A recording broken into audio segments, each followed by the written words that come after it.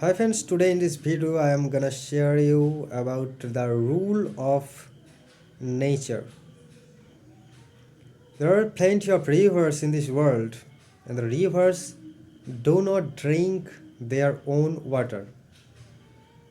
Numerous plants and trees are there in this world, and no tree eat their own fruit. Similarly, there are several number of flowers in this whole world, and each flower have their different fragrance, each flower have their different smells, and no flowers spade their fragrance for themselves.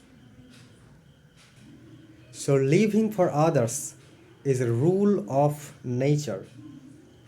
So if you are polite, you are honest and gentle, you will become happy.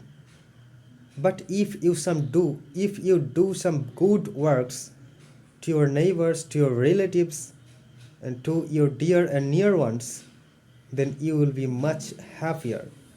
This is all about the rules of nature.